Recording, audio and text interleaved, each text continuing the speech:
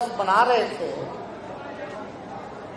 बापू सभागार में 2023 को, तो हमने एक बात कहा था कि आप एक कदम चलिएगा तो तेजस्वी 4 कदम चलने को तैयार है। और हम लोग नए सोच के हैं, नया बिहार बनाना है, जहां अंतिम पायदान के समाज जो है, खड़ा जो व्यक्ति है, उनको मुख्य धारा में लाने का काम करना है।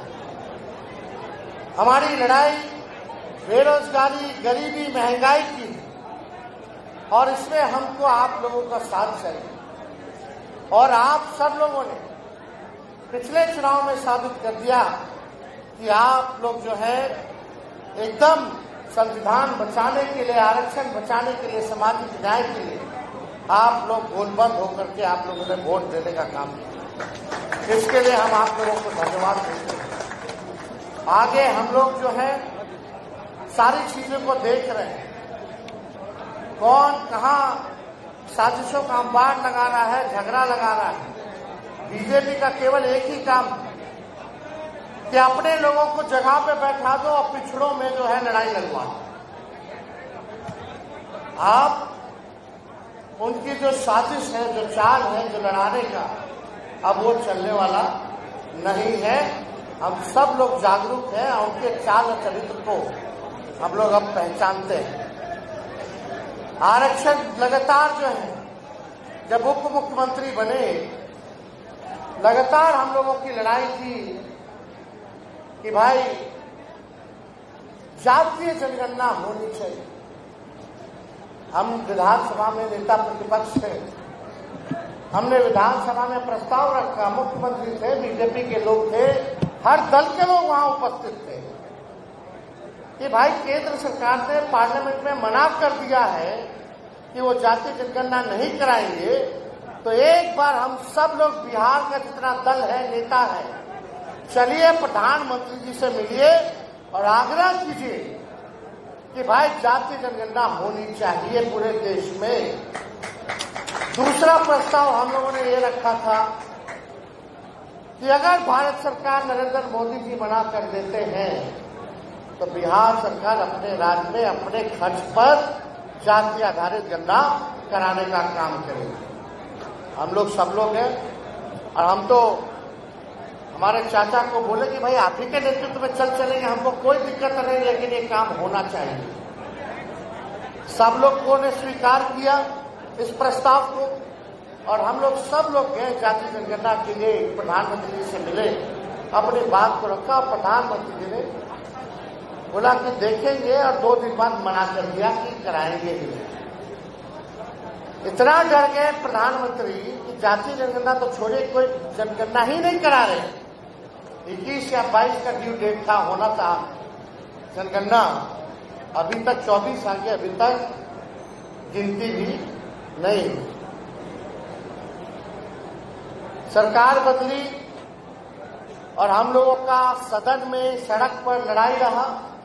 17 महीने हम उप मुख्यमंत्री बने और उस 17 महीने में जो ऐतिहासिक काम हुआ, जो देश में कहीं भी जाति आधारित गणना नहीं हुई किसी राज्य में, उस बिहार में जो है हम लोगों ने जाति आधारित गणना कराने का काम किया। इसके लिए भी साजिश रचा गया कि कैसे वो रुक जाए। भाजपा वाला लोग अपना लोग को पीआईएल करवा देता था, कोर्ट में खड़ा करवा करके रुकवाता था। हम लोग सुप्रीम कोर्ट जाकर के बिहार सरकार उसमें जीत करके आए, तब हम लोगों को अनुमति मिली कि हम लोग जो है जाति आधारित गणना कराएं। और उसमें साफ आंकड़े आ गए, सबका आंकड़ा आ गया, कौन कितना पढ़ा लिखा समाज है, कौन कितना बेरोजगार समाज है, कौन सा समाज या कौन व्यक्ति भूमिहीन है, कचरा धोने वाला है, नाला साफ करने वाला है, इसकी क्या स्थिति है, वो सामने आ गया। फिर हम लोग चाहते थे, योजना भी ला रहे थे कि भाई जो भी, चाहे किसी जाति में, अगर कोई बेरोजगार है, बड़े परिवार में नौकरी नहीं है, तो उसको जो है सालाना 2 लाख रुपया सरकार से मदद करने का काम करे। जो भूमिहीन है उसको 1 लाख रुपया देगी ताकि जमीन ले ले। जिसको अपना मकान नहीं, उसको मकान बनाने के लिए 1,20,000 रुपया का हम लोग जो है योजना लाने का काम करें। और हम लोगों ने जितनी आबादी जैसी हुई वैसे हम लोगों ने आरक्षण को भी बढ़ाने का काम किया। हम लोगों ने जो 50% के नीचे आरक्षण था उसको हम लोगों ने पिछड़े, अति पिछड़े दलित आदिवासी समाज के लिए 65% आरक्षण हम लोगों ने किया, जो देश में सबसे ज्यादा है। और EWS 10% को भी हम लोग रखे, यानी 75% कुल आरक्षण। हम लोगों को संदेह था उसी टाइम कि फिर जो आरक्षण हम लोग बढ़ाए हैं पिछड़ों का, दलितों का, आदिवासी भाइयों का, ये भाजपा के लोग फिर से साजिश करके कोर्ट कचहरी जाकर के रुकवाएंगे। तभी हम लोगों ने तय किया कि भाई भारत सरकार ने, बिहार सरकार प्रस्ताव भेजे कि जो बिहार में आरक्षण जो हम लोगों ने बढ़ाया जाति आधारित गणना के बाद, उसको अनुसूची 9 में डाल दिया, शेड्यूल 9 में डाल दिया जाए। शेड्यूल 9 अनुसूची 9 में जाने के बाद एक सुरक्षा कवच जो हो जाता है आरक्षण का, सुरक्षा कवच का काम करता है। यानी कोर्ट कचहरी भी चाहे तो खत्म नहीं कर सकती है अगर अनुसूची 9 में, शेड्यूल 9 में अगर आ जाए तो। भारत सरकार ने ये किया। केवल एक राज्य का आरक्षण जो है शेड्यूल 9 में, वो तमिलनाडु का है। उसी तर्ज पे हम लोगों ने बोला था कि भाई उसको सुरक्षा दिया जाए। लेकिन उसके बाद आप लोग देखिएगा, चाचा जी पलट गए। चाचा जी के जाने के बाद ही आप देखिएगा कि ये जो आरक्षण जो हम लोगों ने बढ़ाया था महागठबंधन की सरकार ने, आज उस पर वही भाजपा के लोग कोर्ट कचहरी जाकर के रुकवा दिए और कानून को ही निरस्त करा दिए। यानी जो बहाली तेजस्वी निकाला 5 लाख या और 3 लाख प्रक्रियाधीन जो करके आए, जो 3 लाख सरकारी नौकरी मिलना है, उसमें अब आप लोगों को आरक्षण का लाभ नहीं मिलने वाला है। ये बड़ी साजिश है। वो लोग नहीं चाहते कि आप लोग जो हैं बैठे अच्छे जगह पर, डिसीजन मेकिंग में, पॉलिसी मेकिंग में, जहां जहां महत्वपूर्ण पद हैं।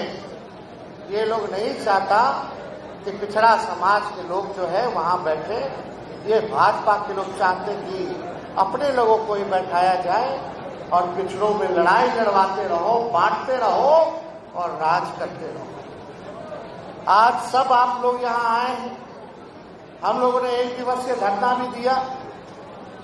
हम लोग ने कहा कि किसी भी प्रकार से इसको, आरक्षण को खत्म नहीं होने दिया जाएगा। दुख इस बात की है, पीड़ा इस बात की है कि मुख्यमंत्री बोलते हैं कि वो सामाजिक न्याय में विश्वास करते हैं। आज उनके सांसद हैं, अगर उनके सांसद समर्थन वापस ले जाए तो प्रधानमंत्री जी नहीं रहेंगे। ये आरक्षण हम लोगों ने लागू किया, आखिर क्यों नहीं करवा देते हो? तो भारत सरकार में भी है, बिहार सरकार में भी है। सवाल ये खड़ा होता है कि आखिर जनता दल यूनाइटेड का रोल क्या है इसमें? कथनी अलग और करनी अलग। आज इतना पावर है कि भाई ये चाहते, कितना महीना हो गया भाजपा, 8वां महीना चल रहा है लोग का डबल इंजन का सरकार, और कोर्ट में लोग कब गया? 2-3 महीना पहले।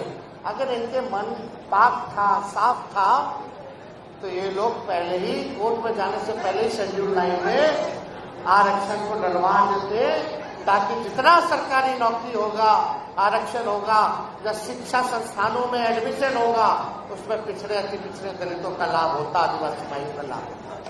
लेकिन नहीं किया ये लोग।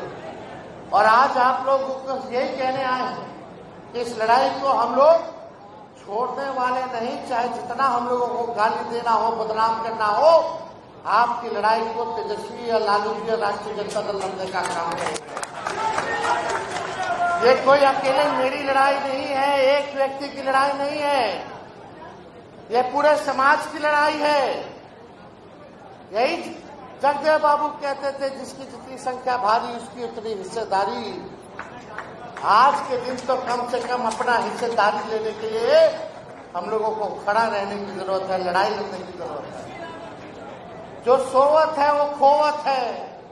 समाज सोया रहेगा, सड़कें सुनी रहेंगी, तो आपका अधिकार वो लोग छीनते रहेंगे, बेईमानी करते रहेंगे।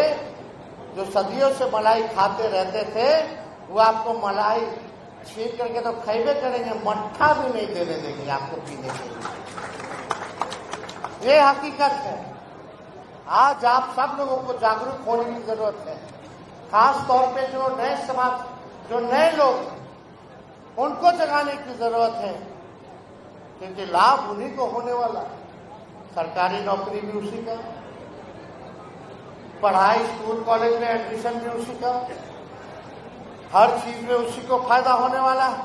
तो अपने लोगों को जगाने का काम करना है।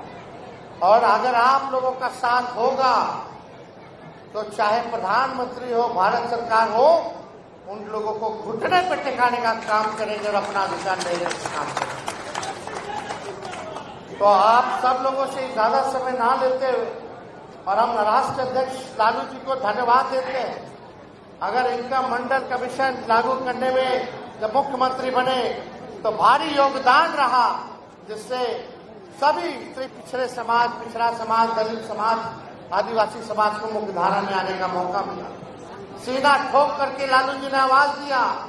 लालू जी के राज में कोई भी थाना चला जाता था, कोई भी कहीं चला जाता था तो उसको ब्लॉक ऑफिस जाता था, सम्मान की नजर से बैठाया जाता था।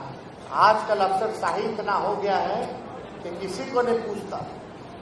आम जनता का तो छोड़िए, गरीब का तो छोड़िए, मुखिया सरपंच का तो छोड़िए, बिहार सरकार का मंत्रियों का नहीं सुनता है। ये हालत हो गई है, ये सच्चाई है। लोकतंत्र में मालिक आप लोग हैं, जनता मालिक होती है, और यहाँ जनता का राज होना चाहिए, ना कि अधिकारियों का राज होना चाहिए। आज सब लोग जो है देखिएगा, केवल अधिकारी लोग सरकार चला रहे हैं।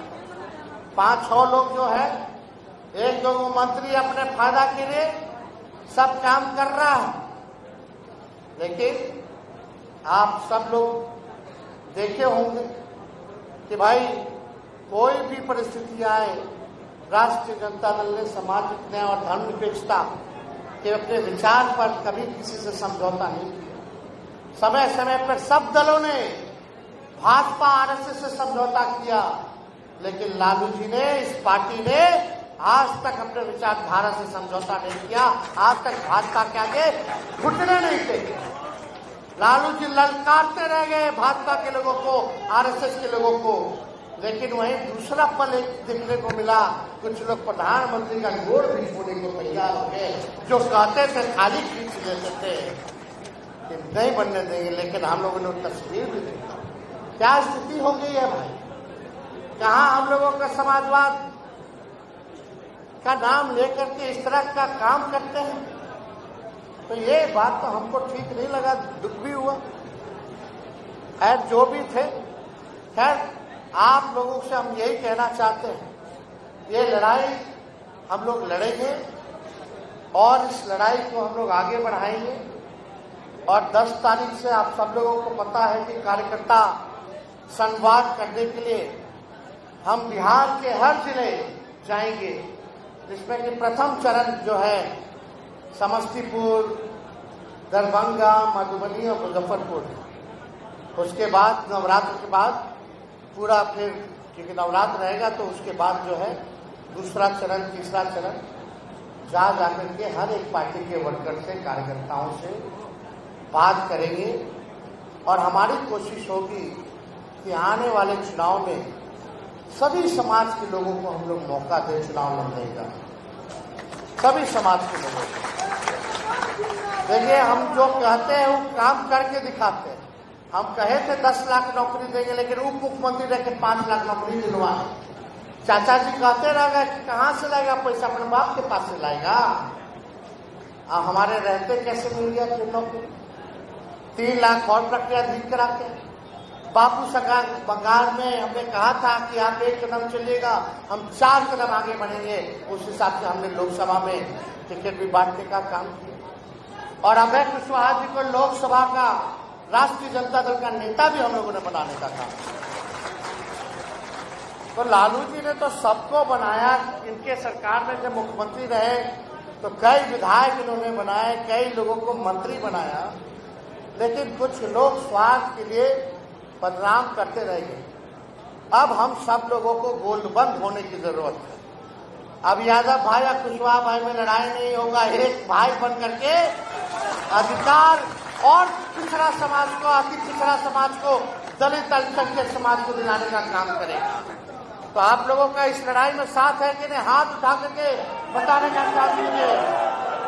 और अंत में हम अपना बात को खत्म करेंगे। मेरे साथ नारा लगाइएगा, जगदेव बाबू अमर रहे, जगदेव बाबू अमर रहे। और इस मंच से हम लोग मांग भी करते हैं कि जगदेव, शहीद जगदेव बाबू